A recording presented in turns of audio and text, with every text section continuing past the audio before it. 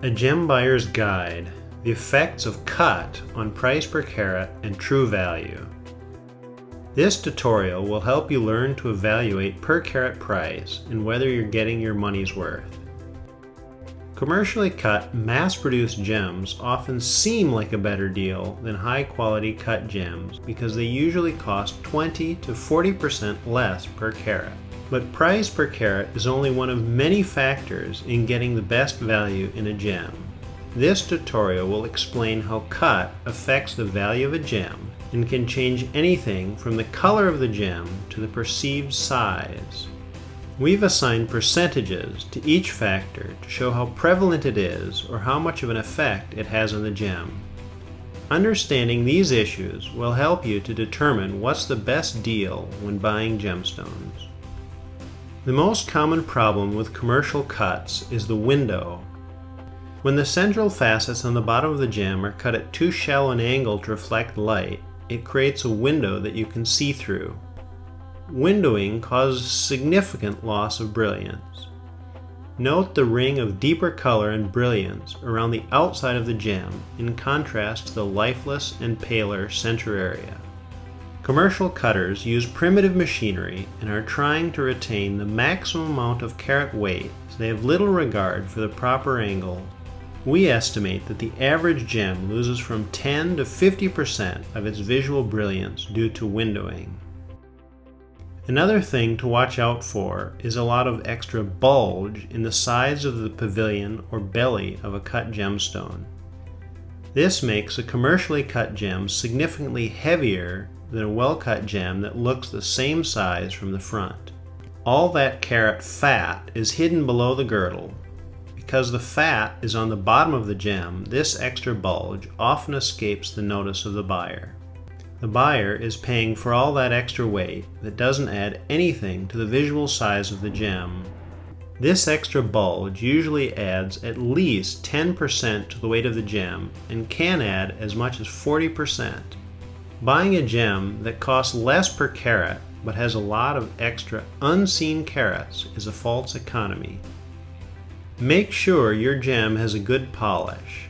Gems cut with less expensive equipment, coarser polishing grits, or in a rush to produce as many gems as possible often have severely rounded facets and scratchy or hazy polishes. This poor polish is visible in this magnified photo of an aquamarine. While scratches aren't always visible to the naked eye, a poor polish is really bad for the brilliance of the finished gem.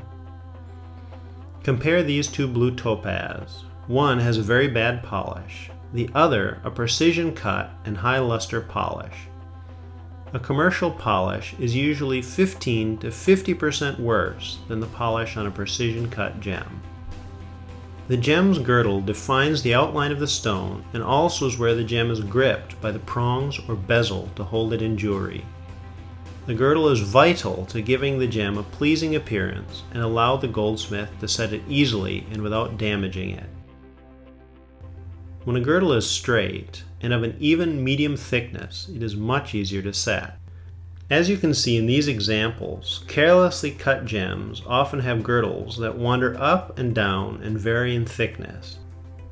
This gem also has a chip on the girdle, probably because the girdle was too thin in that spot.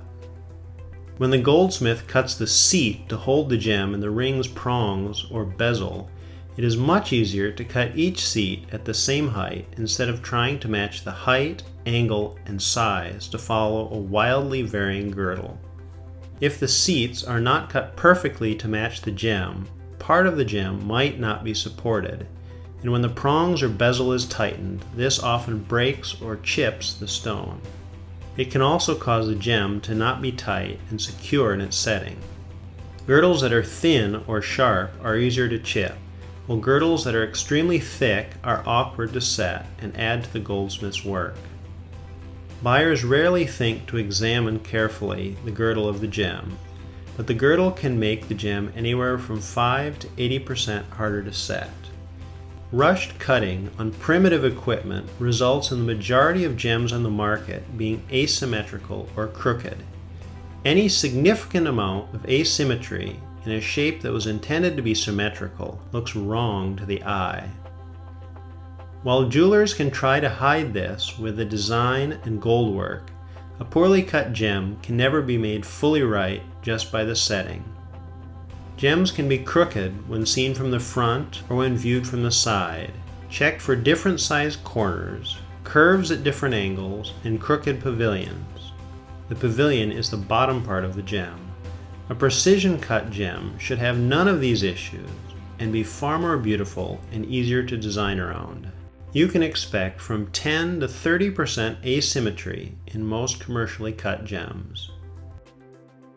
Color is considered by the GIA to be the most important factor in a colored gemstone's value. Interestingly, good polish, proper angles, and the right cut design radically affect the perceived color of the finished gem.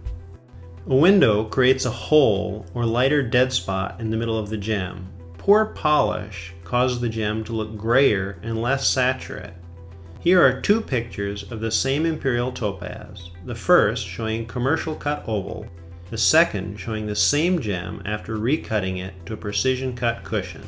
See how the color is far more even across the gem in the cushion cut?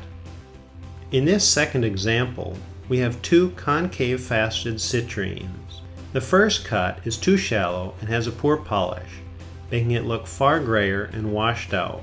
The original material on the precision cut was a deeper color, but still you can see how much better the color looks with good cutting, even when using the same concave technique. This sapphire was recut with two goals, to remove a few inclusions and to deepen the color. Color was deepened by changing the cut design, removing the window, and improving the polish. Look at the difference the cut made in the color. Color can be hurt by approximately 10 to 60% due to poor cutting. A poorly cut gem will not sell as quickly as a well-cut gem. All the factors we have already talked about make a commercially cut gem less attractive and less saleable than one with a precision cut. Remember that even though a commercial cut might seem cheaper at first, it isn't worth it if the gem takes longer to sell. We estimate that a well-cut gem sells 20 to 80% faster than a commercial cut. Since the vast majority of the gems in jewelry today are poorly cut, most people don't realize how beautiful a gem can be. When they see a well-cut gem, they are often amazed. Beautiful gems will wow clients, friends, and families, while providing many years of joy to the wearers. For jewelers, this means more word-of-mouth advertising. For consumers, this means more oohing and eyeing over your jewelry. Well-cut gems are 30 to 100% more visually amazing. So, to recap, a window means that 10 to 50% of visual brilliance is lost. A belly bulge adds 10 to 40% more unproductive weight. A poor polish results in 15 to 50% less sparkle. Wonky girdles are 5 to 80% harder to set. Commercial cuts are usually 10 to 30% asymmetrical. Poor cutting results in a 10 to 60% loss of color saturation and vividness. Poorly cut gems can take 20 to 80% longer to sell. Commercial cutting is 30 to 100% less amazing. Adding up all these factors, we find that a well-cut gem is worth 110 to 490% more than a commercial cut. Given that a good quality cut usually costs only 20 to 40% more per carat, you can see that a well-cut gemstone is actually a far better value. This is John Dyer. Thanks for watching. Please check out our website at www.johndyrgems.com.